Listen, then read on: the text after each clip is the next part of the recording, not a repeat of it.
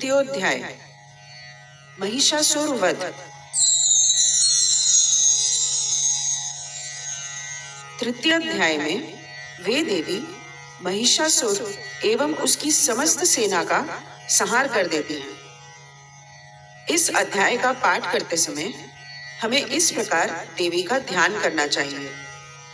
जगदम्बा के श्रीअंगों की कांति उदय काल के सहस्त्रों सूर्यों के समान है। वे लाल रंग की रेशमी साड़ी पहने हुए हैं। उनके गले में मुंड माला शोभा पा रही है। दोनों स्तनों पर रक्त चंदन का लेप लगा है। वे अपने कर कमलों में जप मालिका, विद्या, अभय तथा वर नामक मुद्राएं धारण किए हुए हैं। तीनों नेत्रों से सुशोभित मुखारविंद की बड़ी शोभा हो रही है। उनके मस्तक पर चंद्रमा के साथ ही रत्नमय मुकुट बंधा है तथा वे कमल के आसन पर विराजमान हैं। ऐसी देवी को मैं भक्ति पूर्वक प्रणाम करता हूँ। ऋषि कहते हैं, दैत्यों की सेना को इस प्रकार तहस नहस होते देख महादैत्य सेनापति चिक्षुर क्रोध में भरकर अंबिका देवी से युद्ध करने के लिए आगे बढ़ा। वह असुर रणभूमि में देवी के ऊपर इस प्रकार बाणों की वर्षा करने लगा जैसे बादल मेरुगिरी के शिखर पर पानी के धार बरसा रहा हो। तब देवी ने अपने बाणों से उसके बाण समूह को अनायास ही काटकर उसके घोड़ों और सारथी को भी मार डाला।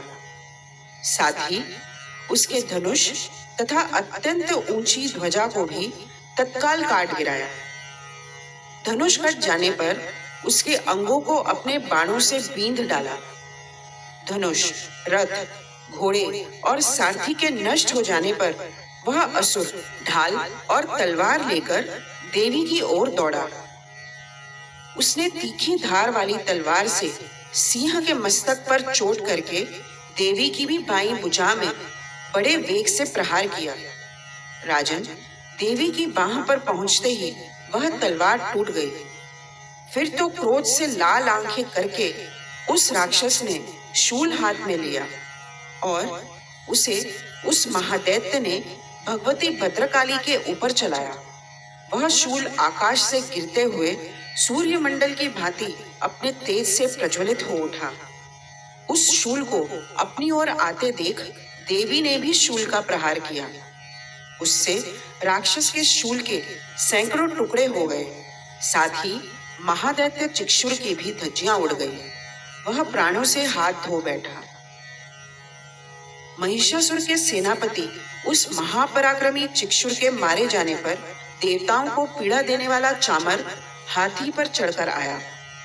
उसने भी देवी के ऊपर शक्ति का प्रहार किया, किंतु जगदम्बा ने उसे अपने हुंकार से ही आहत एवं निष्प्रभ करके तत्काल पृथ्वी पर गिरा दिया।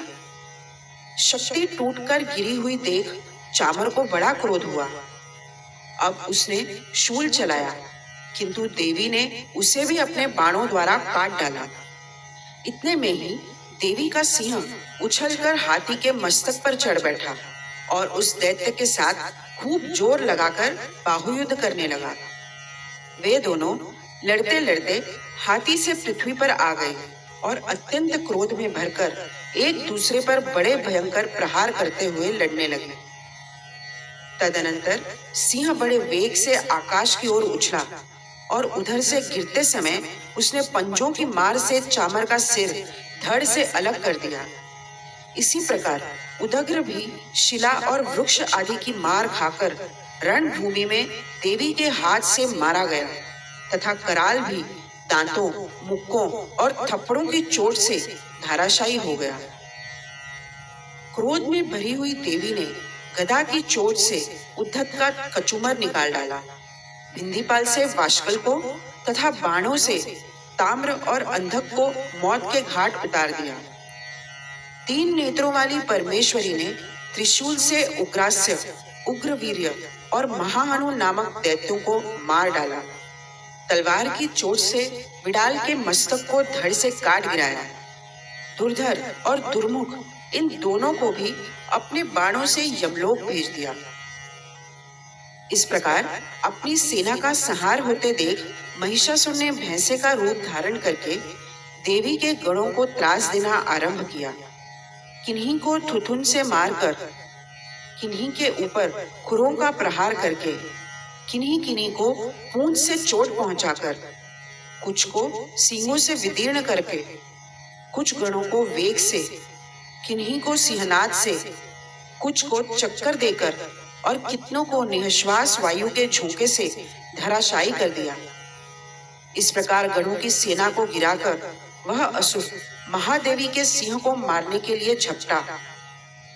इससे जगदम्बा को बड़ा क्रोध हुआ। उधर महापराक्रमी महिषासुर भी क्रोध में भरकर धरती को खुरों से खोदने लगा तथा अपने सींगों से ऊंचे ऊंचे पर्वतों को उठाकर फेंकने और गर्जने लगा। उसके वेग से चक्कर देने के कारण पृथ्वी क्षुब्ध होकर फटने लगी। उसकी पूंछ से टकराकर समुद्र सब ओर से धरती को डुबोने लगा। हिलते हुए सींगों के आघात से विदीर्ण होकर बादलों के टुकड़े टुकड़े हो गए। उसके श्वास की प्रचंड वायु के वेग से उड़े हुए सैकड़ों पर्वत आकाश से गिरने लगे। इस प्रकार क्रोध में भरे हुए उस महादैत्य को अपनी ओर आते देख चंडिका ने उसका वध करने के लिए महान क्रोध किया। उन्होंने पाश फेंककर उस महान असुर को बांध लिया। उस महासंग्राम में बंध जाने पर उसने भैंसे का रूप त्याग दिया और तत्काल सिंह के रूप में वह प्रकट हो गया।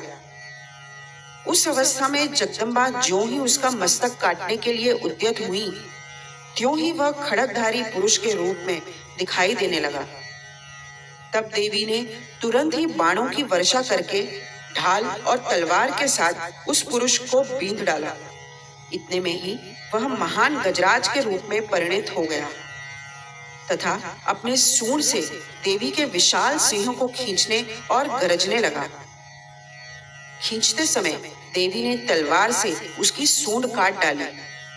उस महादैत्य ने पुनः भैंसे का शरीर धारण कर लिया और पहले के ही भांति चराचर प्राणियों सहित तीनों लोगों को व्याकुल करने लगा। तब क्रोध में भरी हुई जगन माता चंडिका बारंबार उत्तम मधु का पान करके और लाल आंखें करके हंसने लगी। उधर वह बल और पराक्रम के मद से उन्मत्त हुआ राक्षस गरजने लगा और अपने सींगों से चंडी के ऊपर पर्वतों को फेंकने लगा। उस समय देवी ने अपने बाणों के समूहों से उसके फेंके हुए पर्वतों को चूर्ण करती हुई बोली। बोलते समय उनका मुख मधु के मद से लाल हो रहा था और वाणी लड़खड़ा रही थी। देवी ने कहा, ओ मूढ़, मैं जब तक मधु पीती हूँ तब तक तू क्षण भर के लिए खूब गरज ले। मेरे हाथ से यही तेरी मृत्यु हो जाने पर अब शीघ्र ही देवता भी गर्जना करेंगे। ऋषि कहते हैं, यूं कहकर देवी उछली और उस महादैत्य के ऊपर चढ़ गई। फिर अपने पैर से उसे दबाकर उन्होंने शूल से उसके कंठ में आघात किया। उनके पैर से दबा होने पर भी महिषासुर अपने मुख से अभी आधे शरीर से ही वह बाहर निकलने पाया था कि देवी ने अपने प्रभाव से उसे रोक दिया। आधा निकला होने पर भी वह महादैत्य देवी से युद्ध करने लगा। तब देवी ने बहुत बड़ी तलवार से उसका मस्तक काट गिराया।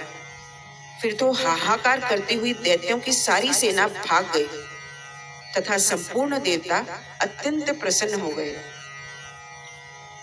इस प्रकार श्री मार्कंडेय पुराण में सावर्णिक मनवंतर की कथा के अंतर्गत देवी महात्म्य में महिषासुर वध नामक तीसरा अध्याय पूरा हुआ।